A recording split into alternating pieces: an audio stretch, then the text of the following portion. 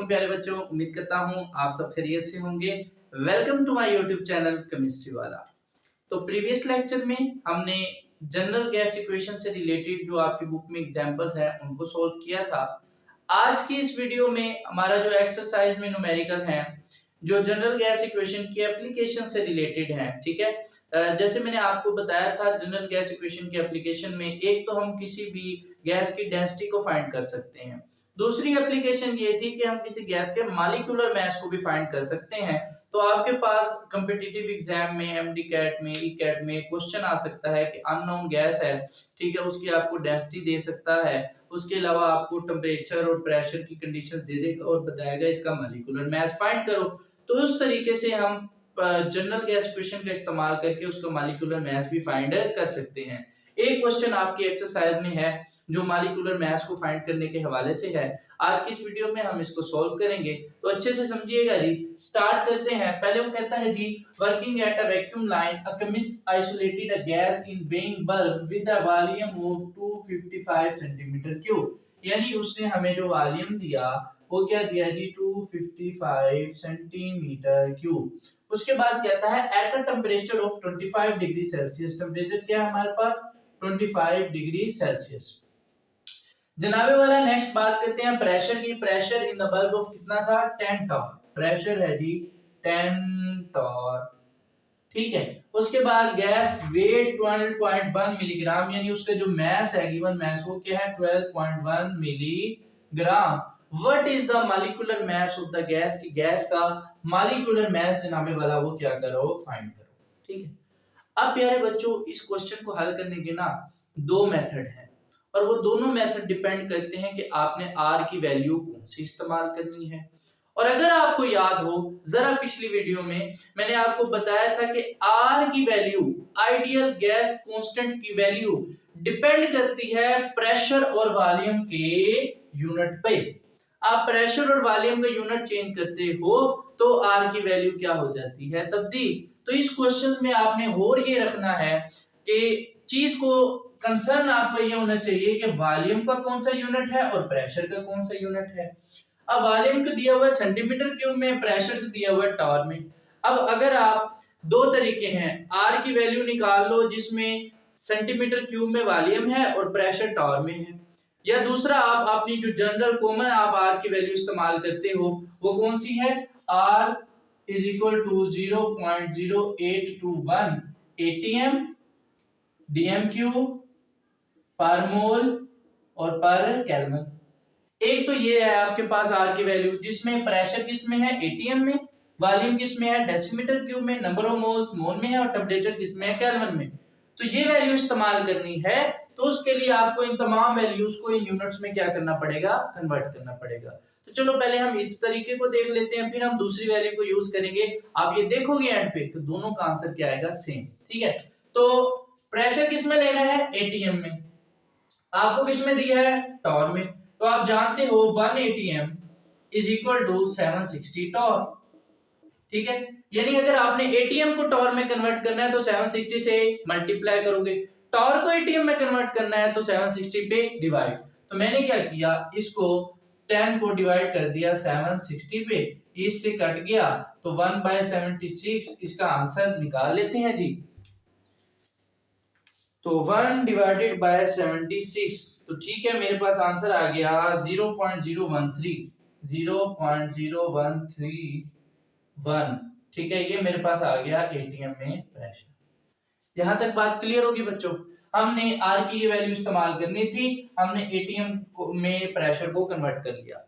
दूसरी चीज, वॉल्यूम को किस में लेना है, डेसीमीटर क्यूब में।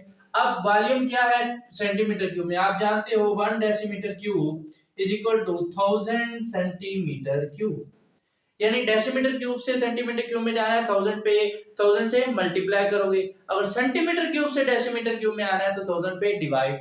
तो हमने इसको डेसीमीटर क्यूब में कन्वर्ट करना है तो मैंने इसको क्या कर दिया 1000 पे डिवाइड, तो मेरे पास आ गया 0.255 डेसीमीटर क्यूब, ठीक है। उसके बाद प्यारे बच्चों, टेम्परेचर को किसमें लेना है, केल्विन में, सेल्सियस में है। इसमें आप क्या करो 273 को ऐड कर दो तो 298 केल्विन टेम्परेचर आ गया। अब अगर मास की बात करें ना तो मास होता है ग्राम्स में, इसने किस में दिया है? मिलीग्राम में। तो 1 ग्राम में प्यारे बच्चों 1000 मिलीग्राम होते हैं, यानी ग्राम से मिलीग्राम में जाना है तो 1000 से मल्टीप्लाई करो, और ग्राम से जो मिलीग्राम से ग्राम में आना है तो 1000 पे डिवाइड। तो मेरे पास मिलीग्राम में है, मैंने इसको क्या कर दिया 1000 पे डिवाइड कर दिया, तो पॉइंट जो है वो 3 डिजिट इधर आ जाएगा, 0.0121, ये मेरे पास आ गया ग्राम। अब प्यारे बच्चों मेरे पास जितनी भी वैल्यूज थी वो आर के इन यूनिट्स में आ चुकी हैं। अब मैं आर की ये वैल्यू इस्तेमाल करके अपना जनाबे वाला मॉलिक्यूलर मास को फाइंड कर सकता हूं। अब उसके लिए मुझे फार्मूला निकालना पड़ेगा। आप जानते हो general gas equation PV = nRT। Number of moles का फार्मूला आपको पता है, गिवन मास बटा मॉलिक्यूलर मास। ठीक है, अब इस नंबर ऑफ मोल्स का फार्मूला मैं इस इक्वेशन में पुट करूं तो PV = m by molecular mass RT। मुझे क्या निकालना है? ये मॉलिक्यूलर मास। ठीक है, इसको मैं इधर ले आता हूं, PV मल्टीप्लाई हो रहा होगा तो इधर आके डिवाइड हो जाएगा, तो मॉलिक्यूलर मास बराबर है mRT डिवाइडेड बाय PV। तो ये प्यारे बच्चों मेरे पास फार्मूला आ गया है मॉलिक्यूलर मास फाइंड करने का, और it is the application of general gas equation. ठीक है, कि आप किसी भी गैस का मॉलिक्यूलर मास जो है वो फाइंड कर सकते हैं।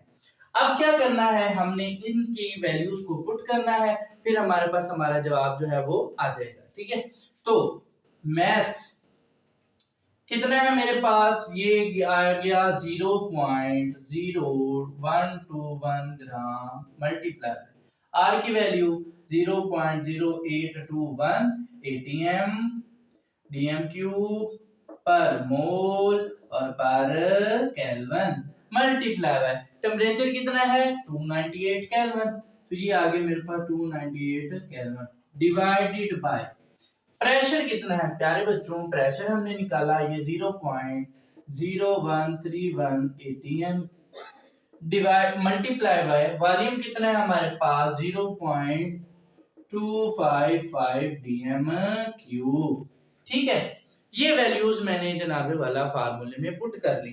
अब यूनिट्स को देखो, एटीएम से एटीएम मर गया, पर मोल से सॉरी ये नहीं मरेगा, ये तो भाई जिंदा रहेगा। ठीक है, पर केल्विन से केल्विन गया और डीएम क्यूब से डीएम क्यूब गया, पीछे रह जाएगा सिर्फ ग्राम पर मोल। ठीक है, ये मैं जरा ऐसे कर देता हूं, मैं नाराज ना हो जाए तो ये तो ग्राम पर मोल आपके पास मॉलिक्यूलर मास का जो है यूनिट बच जाएगा। ठीक है जी, अब वैल्यूज को हम निकाल लेते हैं। 0.0121 multiply by 0.0821 multiply by 298 divided by 0.0131 multiply by 0.255, unit क्या बचेगा? ग्राम पर मोल। ठीक है, अब इसको जरा मल्टीप्लाई कर लेते हैं।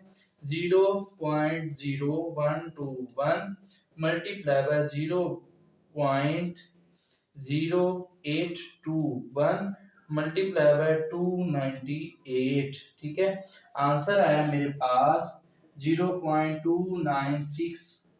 ठीक है, 0 डिवाइडेड बाय हम इसको मल्टीप्लाई करते हैं 0.0131 मल्टीप्लाई बाय 0.255। ठीक है, आंसर आया मेरे पास 3.3 मल्टीप्लाई बाय 10⁻⁻3। ठीक है, तो मैं क्या करता हूँ 0.2960 को डिवाइड कर देता हूँ आंसर पे, मेरे पास आ गया आंसर 88.6 ग्राम पर मोल। तो ये आपका मॉलिक्यूलर मास आ गया जब आपने आर के ये वाले यूनिट्स इस्तेमाल किए।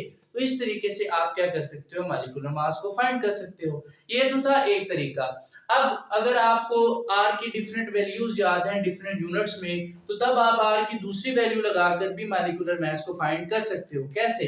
देखो प्यारे बच्चों, अगर आप वॉल्यूम को सेंटीमीटर क्यूब में लेते हो और प्रेशर को टॉर में लेते हो, तो आपके पास जो आर की वैल्यू होती है वो क्या होती है? 62,400 टॉर सेंटीमीटर क्यूब पर मोल पर केल्विन। ठीक है, जब आप प्रेशर को टॉर में लोगे, वॉल्यूम को सेंटीमीटर क्यूब में लोगे, ये अब कैसे आ जाते हैं ये मैंने आपको आइडियल गैस कांस्टेंट के पूरे लेक्चर में डिटेल से समझाया था। ठीक है, तो अगर प्रेशर को टॉर में लोगे, वॉल्यूम को सेंटीमीटर क्यूब में, तब आर की वैल्यू क्या आती है ये। अब अगर आप ये आर की वैल्यू और ये वॉल्यूम की और प्रेशर की वैल्यू पुट करोगे तो तब भी आपके पास आंसर क्या आएगा? यही आएगा। ठीक है, तो जरा देख लेते हैं। तो मॉलिक्यूलर मास का फार्मूला क्या था, मास RT बटा PV। ठीक है, मास कितना है आपके पास 0.0121 ग्राम मल्टीप्लाई R की ये वाली वैल्यू इस्तेमाल होगी 62400 टॉर सेंटीमीटर क्यूब पर मोल पर केल्विन मल्टीप्लाई टेम्परेचर कितना है आपके पास 298 है केल्विन। ठीक है, ये जरा मैं थोड़ा सा ऊपर लिख रहा हूँ 298 केल्विन डिवाइडेड बाय हमारे पास क्या है प्रेशर और वॉल्यूम।